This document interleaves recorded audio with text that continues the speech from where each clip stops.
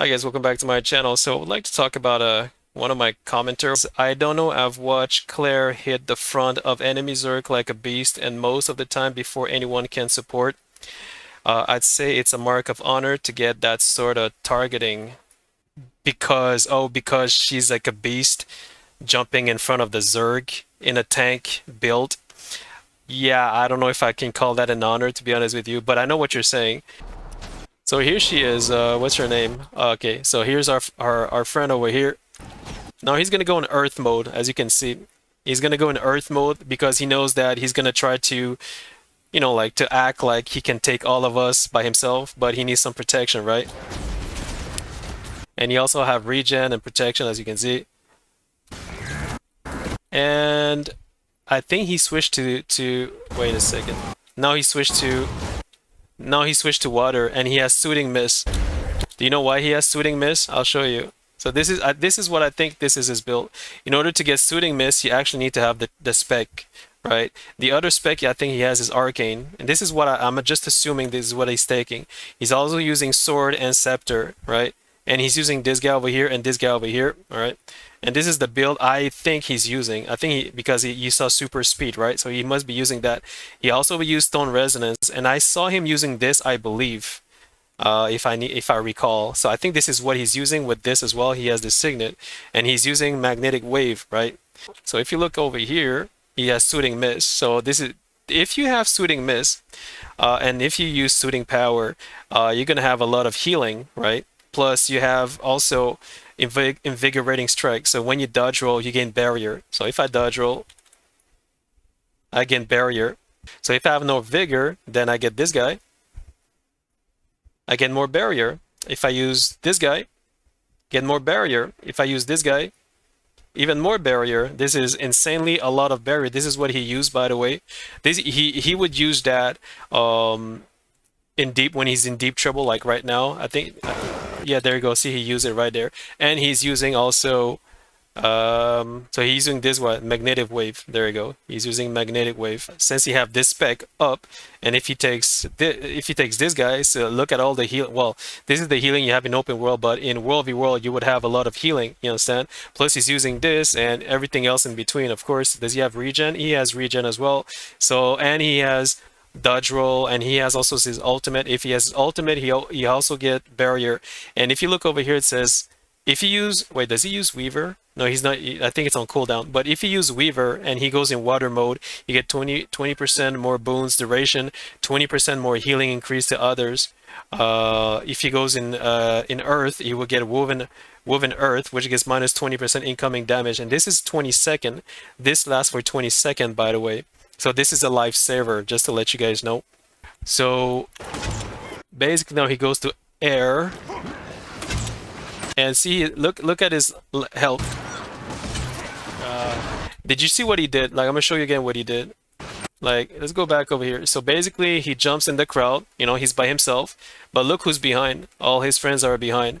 And the reason he does that all the time is because, one, he wants to show to his friend and everybody else that he's not afraid. Yes and no. Because the thing is that, when you have a tanky build like this, obviously your chance of survivability are pretty strong, but you still have a chance to be to die, right? But that's the reason. That's the thing. If he used like dodge roll, then use this, and then use this, and then use this, you will most likely never die. And dodge roll again, and then use this, and then use this, and then you have all the healing coming in. Then you use this again, and then you use. You know what I mean? So he knows. He knows how far he can go. But look what he does after that. So now you're gonna try to kill him, right? You can't. You know why? Because all his friends behind are gonna help him. There you go, full health. So now he's hiding inside over there. And it's GG pretty much because we have the siege on us. We have them over there, so it's pretty much GG. So now it's impossible to go in. The only way to actually defeat him like this, everybody needs to stack, everybody needs to go in there. But this is like a pug. Everybody are mostly pugs, so that's the reason why everybody is like spread out like this. This is not good. Me, I didn't bother because I knew that Like, I knew that we were all gonna be spread out, we're all gonna die like insects, so I just let it go. And you have Oath at the back over here.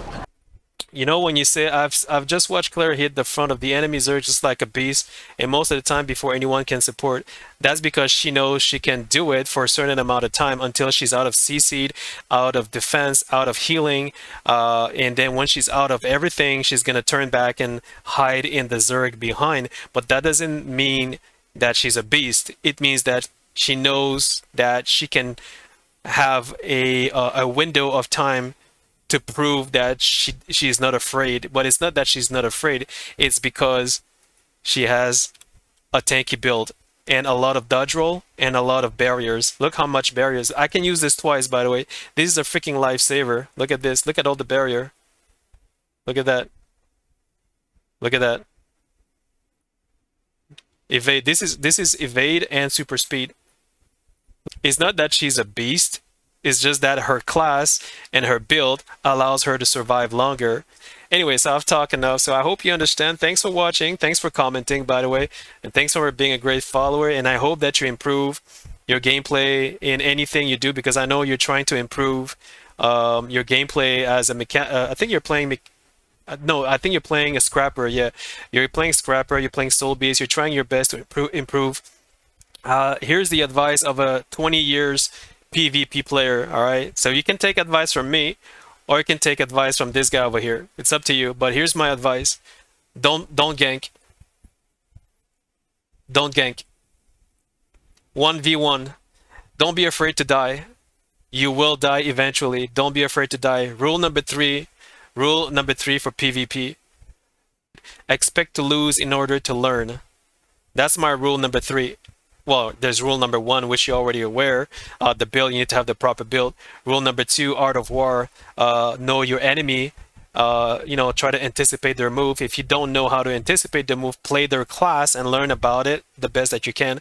Rule number 3, expect to lose in order to learn. So jump in there as a 1v1, do some roaming, learn from your mistake, and try to figure out what you could have done better, what you could have done about the build to get better, what spell you could have used. Record your games and look at what spell they use against you.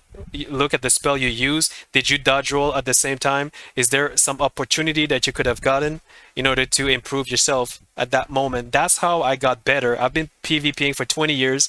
So take this from me, bro. If you want to improve, don't gank.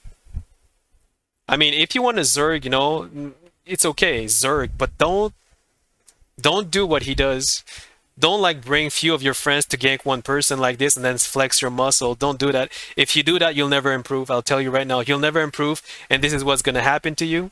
So this is what's going to happen to you. This is what's going to happen to you. See this girl here? She was so happy that she beat me, that she ganked me, because she ganked me with her friend, with your the commander over here. She ganked me with her. She was overconfident she could kill me now by herself. Look what happened.